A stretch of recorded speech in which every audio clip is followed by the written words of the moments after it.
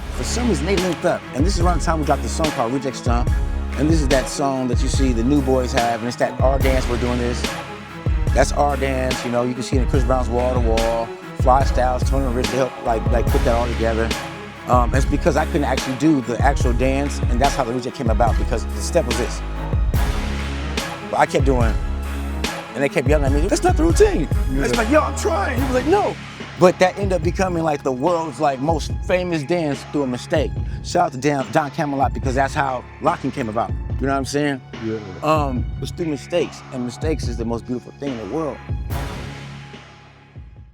Can you tell us, as best as you can, the step-by-step play, how Cat Daddy blew up the way it did? What was y'all strategy, and how did y'all strategize that? Like, what was the playbook play? And so now we can look back, okay, damn, that's how it happened. Oh man, that's a good one. I think, okay, all right, I got you right here. I think the problem with the world is everybody wants instant gratification. Like they expect to put something on, it's like, oh God, oh God, oh God. It's like they expect to just get that like off, right? But it's not about that. When I got off tour, my boys had started this group called the Rejects. And it was a lot going on right now. Everybody was on tour, Chris Brown, it was a lot going on. But to sum it all up, right? We had a conglomerate of factions. We had Inglewood, we had Compton, we had everybody, all these great, amazing people, from DJ Goofy to Barry, which is Little Miho. Shout out to Big Miho. We had all these, I can go down a list of lines like Tampico. I can go down a list of everybody, Goofy, JD, Tay Tay. It's a lot of us. Bounce, Pee Wee, all the extras. It's just a lot of us. So before I get to it, right? We understood something that was so amazing. We were all neutral, and we all love to have fun. So when you got a group of guys that love to have fun, you know, and you got a person like DJ Goofy who's DJing all these events, you're able to bring something to the culture before they actually get to the gangbanging. So we were at like parties with like, because DJ Goofy was like DJing like not proms, like just like everything, like homecomings. We got the youth, we got the culture on hand. And at the time, there was a guy named Sam, and he was going to school with my mother because my mother wants to go to her master's degree. And for some reason, they linked up. And this is around the time we dropped the song called Rej3ctz. And this is that song that you see the new boys have, and it's that our dance, we're doing this. That's our dance, you know. You can see it in Chris Brown's Wall to Wall, Fly Styles, Tony Rich to help like put that all together. It's because I couldn't actually do the actual dance, and that's how the Reject came about, because the step was this. But I kept doing, and they kept yelling at me, what the fuck are you doing? That's not the routine. I was like, yo, I'm trying. He was like, no. But that ended up becoming like the world's like most famous dance through a mistake. Shout out to Don Camelot, because that's how locking came about. You know what I'm saying? Yeah. It's through mistakes, and mistakes is the most beautiful thing in the world. But at the time, I'm the hottest dancer around. Like, I'm around like will.i.am. I'm doing all will.i.am's AI videos. Before Charm was doing all these things, and shout out to my sister Charm Madonna, you know. I'm doing like Apple iPod. I'm doing all these crazy, just crazy things, you know what I'm saying, at the time. And long story short, I understood this one thing. I watched a movie. I don't know what Will Smith. It was a Will Smith movie, and basically it was about um,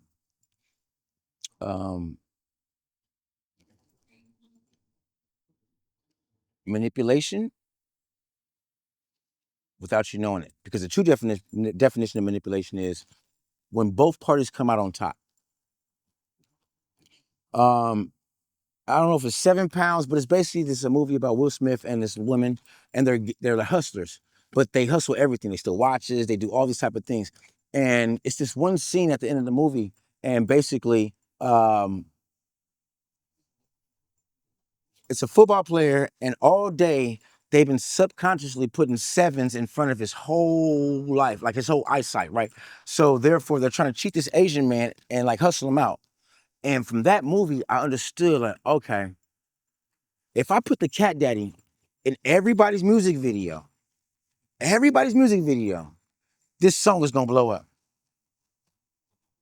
So I did the Madonna.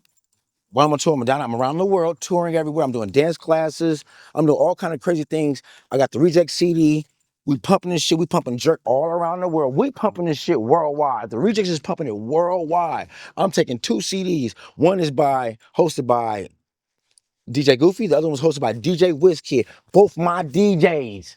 You know what I'm saying? They run this whole shit. So I go around the world, I'm teaching them to dance, but I'm also giving them this language of this LA culture that they don't even understand. You feel me now? So I'm hustling the my Madonna tour for this rap culture while it's supposed to be dead. This at the time everybody's dead. So you asking me how I did this shit, I strategically did this shit. I set this shit up. I put it in front of everybody's face so that when we dropped the Cat Daddy, it was like a wildfire. On top of that, I had my boy Mio, who was assisting Chris Brown, and it was also dancing with Lil C and Miss. I don't know if Miss Prissy was on it because I think she was on tour with me at that time. But yeah. It was like we ran everything. We ran everything. T Flower was over there doing this. Like we ran all this shit. Like it's so crazy right now. All these dance moves on TikTok is still our dance moves. You know why? Because I ain't came with no new dance moves. That part. That's why. That's why it's still the same TikToks. Now, how'd you get Chris Brown? Now, how did tell us the story on Yo, man, the y'all better video stop shoot? playing with me. You better stop playing with me. Somebody said, yo, you too humble. I said, you know what, man? I just want I did my job. I said, I want everybody to just be happy. And I did that. Mm-hmm. Now I want to be happy. And it's happening because I'm watching it happen. So what are you saying? How did the Chris Brown thing go on? Go ahead. How did you, can you explain the day of the shoot and how the shoot came together that day? Man, you know what? I'm gonna be honest with you. It It was seemed a miracle. organic. No, it was like when I say it was a miracle, it was like it was literally on God's timing. I think I call because every day like you gotta understand like the Rejects, we real boys. You know what I mean? You know what I mean? We like we solid. We the definition of like yeah, what everybody is now.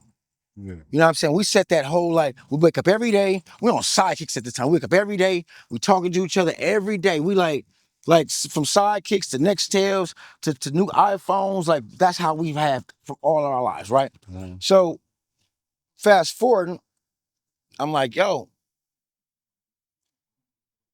man, we got this record done. Young, like not Young Sam, but shout out Young Sam. But Cat Daddy Sam, which is DJ Major, man, he gave us this dance. We recorded this record, and we need to shoot this video. So I go on tour, I do my thing or whatever. We showing the dance moves off. As a matter of fact, you can go and look at the Reject Stump. As a matter of fact, look at the Reject Stump. The famous song, the New Boys doing all this. Look at that shit, right? At the end of it says, new hit song called The Cat Daddy coming out. Go to the clip of that, thank you. Yeah, you see that? Right there, that was a clip. You see that? You see that? He just showed the clip of that. It says it right there, statement. We proclaimed it already. We put into fruition. So how that day went, after I got back, I said, hey, yo, Barry, I need you to call Chris, bro, so we can shoot this shit, bro. He said, all right, man, let me call you right back.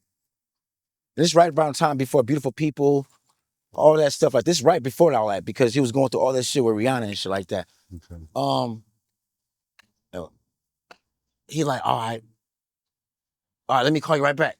He said, when you want to shoot it? I said, man, maybe like tomorrow. He said, oh man, tomorrow, I don't know if we could do that, man. His schedule crazy. I said, come on, bro, like make it happen, Barry. He said, all right, let me call you back.